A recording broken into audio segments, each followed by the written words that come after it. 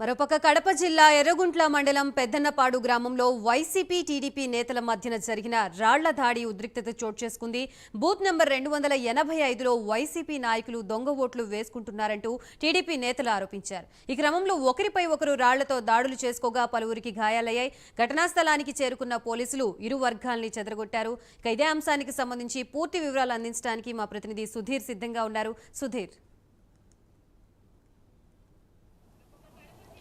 Thank you Gayatri. ఏదైతే ముఖ్యంగా చూసుకుంటే కనుక ఇవాళ ఉదయం నుంచి ప్రారంభమైనటువంటి పోలింగ్ ప్రక్రియ ఉమ్మడి కడప జిల్లా వ్యాప్తంగా కూడా అక్కడక్కడ చెదురుమదురు ఘటనలతో కూడా పూర్తి స్థాయిలో కూడా పోలింగ్ ప్రక్రియ అయితే కనుక ప్రశాంతంగా జరుగుతుందని చెప్పుకోవచ్చు. అయితే ముఖ్యంగా చూసుకుంటే కనుక ఏదైతే జమ్మలమడుగు నియోజకవర్గానికి చెందినటువంటి అలాగే ఎర్రగుంట్ల మండలం పెద్దన్నపాడులో కూడా టీడీపీ వైసీపీ నాయకులు కూడా పెద్ద ఎత్తున కూడా రాళ్లతో నువ్వానైనట్టుగా రూపుకున్నారు.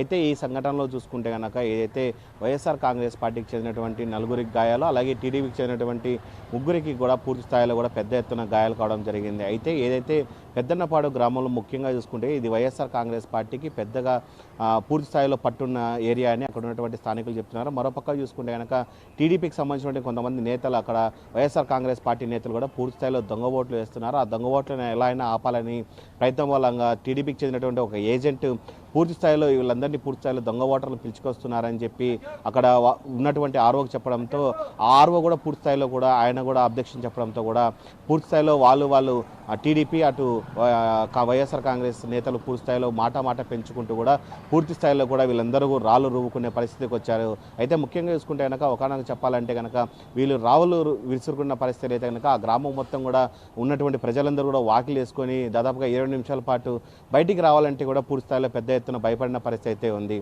అయితే ముఖ్యంగా చూసుకుంటే కనుక ఈ సంఘటన జరుగుతున్న నేపథ్యంలో పోలీసులు హుటాహుటిన సంఘటనా స్థలానికి చేరుకొని అక్కడ జరుగుతున్నటువంటి రాళ్ల దాడిని పూర్తి స్థాయిలో కూడా పోలీసులు ఇద్దరిని పూర్తి స్థాయిలో చెదరగొట్టడం జరిగింది. అటు టీడీపీ నేతలను ఇటు వైఎస్ఆర్ కాంగ్రెస్ నేతలను ఇద్దరిని చెదరగొట్టడం జరిగింది. దాని తదనంతరం కూడా పూర్తి స్థాయిలో 20 నిమిషాలు దాటిన తర్వాత కూడా అక్కడ మళ్ళీ పోలింగ్ ప్రక్రియ మళ్ళీ మొదలైందని చెప్పుకోవచ్చు. అయితే ఇదే అంశానికి సంబంధించి కూడా ఏదైతే వైఎస్ఆర్ కాంగ్రెస్ పార్టీ నుంచి కూడా కడప ఎంపీ అవినాష్ రెడ్డి విషయాన్ని తెలుసుకొని సంఘటనా స్థలానికి చేరుకొని అక్కడ ఉన్నటువంటి వైఎస్ఆర్ కాంగ్రెస్ పార్టీ ఎవరైతే దెబ్బలు తగిలాయో వాళ్ళందరూ కూడా పూర్తి స్థాయిలో ఎంపీ అవినాష్ రెడ్డి కూడా పరామర్శించడం జరిగింది.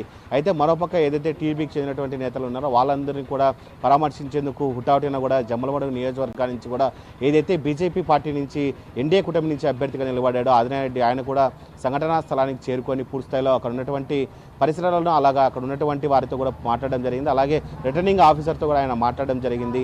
అయితే పూర్తి స్థాయిలో చూసుకుంటే కనుక దాదాపుగా 25 నిమిషాల పాటు ఆ గ్రామంలో అయితే కనుక రాళ్ల వర్షం కురిచిందని మనం చెప్పుకోవచ్చు. అయితే ఇప్పటికే చూసుకుంటే కనుక ఏదైతే పెద్దన్నపాడు గ్రామంలో కూడా ఏదైతే రాళ్ల వర్షం జరిగిందో ఆ ప్రాంతానికి ఇప్పుడే జిల్లా ఎస్పీ సిద్ధార్థ్ కౌశల్ కూడా చేరుకోవడం జరిగింది.